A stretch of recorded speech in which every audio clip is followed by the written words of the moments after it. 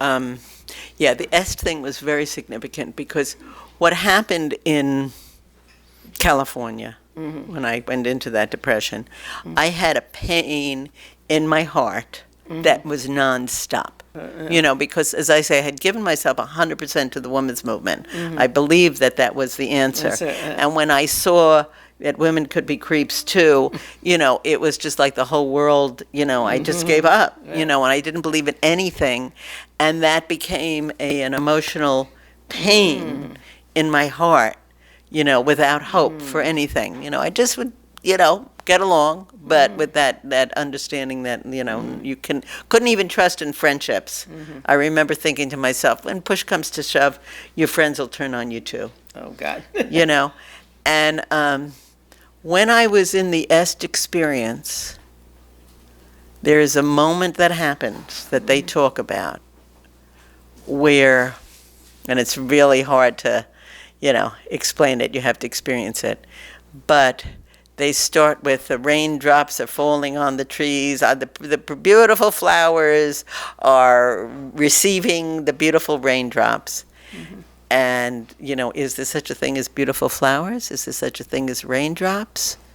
What's really going on?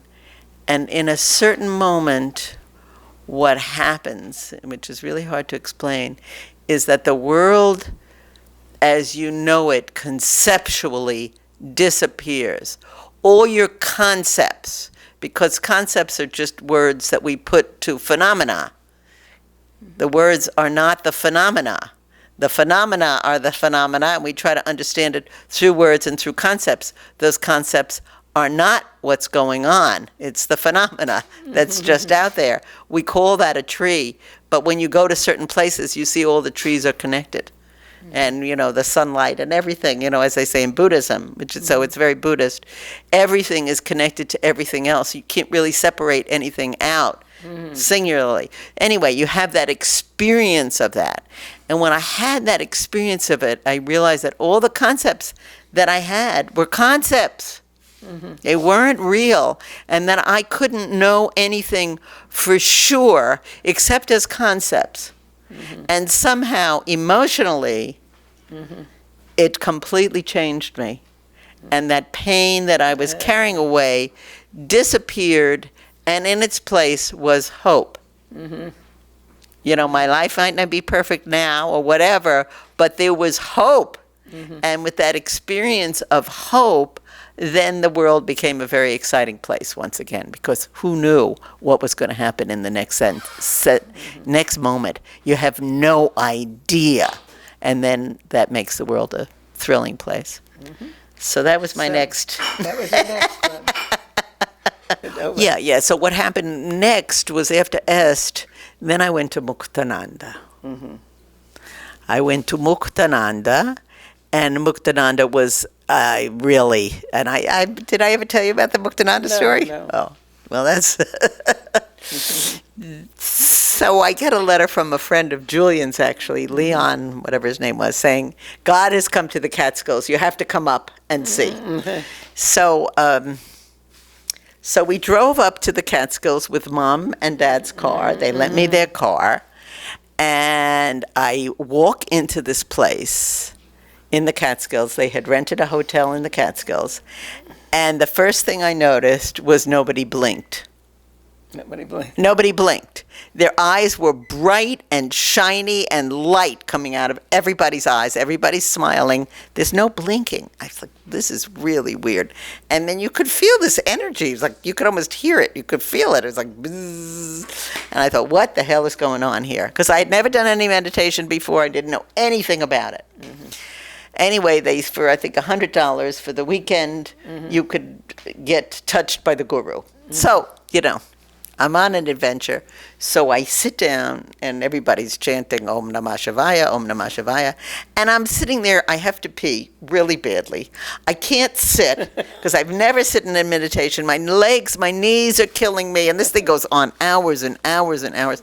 And I'm annoyed at my parents. I think they only lend me the car because I have to go out to Roslyn to pick it up, and that's why they lend me and I'm irritated with them. And so these are the thoughts that are going on in my mind.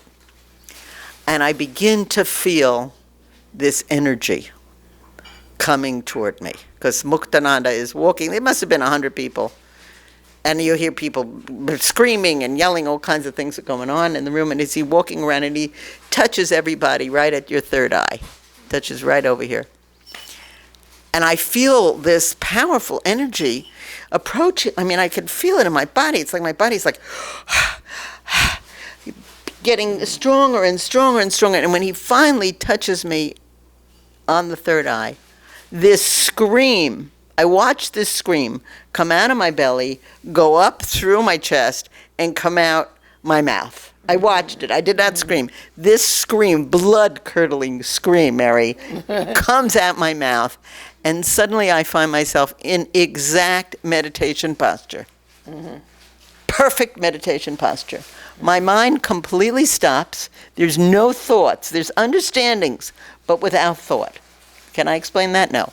But that's what had happened. There was understanding, but no thought. And I could see, or at least I felt like I could see my inner body. So my knees that had been hurting, I could send blood. I could see the blood vessels. I could send blood to various places and relieve the pain. I also had a feeling that this experience that I was having, which was, like total love, the experience of total joy, total love, was familiar. It was familiar to me. And later on, when I thought about it, I thought, this is how I felt when I was 6 months old, before I knew that there was a separation between me and the world, that I and the world were one. There was no understanding that it was out there and this was me, and that and this was another question that had been on my mind before Muktenanda touched me. The question was on my mind. I knew people liked me. And I thought to myself, why do people like me? And I was thinking, because I'm funny, or because I tell jokes, or, I say interesting things. And then it came to me that the reason that people liked me is because I love people. I have a great amount of love in me, and I really like people. That's why they like me. It's not because I'm funny or interesting. It's because they feel loved by me, and that's all it takes. So it was very interesting. I mean, I really, Do you think that has an effect on why you're so successful as a palm reader? Sure. Yeah, because people feel close to me. Right, Because I feel close to them. And they feel like I understand them because I have that emotional opening, So that experience, was the next change in my life, and then I ended up into Buddhism. I went to Muktenanda, and I stayed there, but I didn't completely trust Muktenanda. So was that in India? Yes. Ganesh Puri. Yeah, that was quite an experience. I remember New York City schools was having a tremendous financial crisis at the time, and Helen got laid off. And since she was collecting unemployment insurance and nobody was checking, off she goes to India. It worked out very well. It worked out very well. Yeah. I loved unemployment insurance.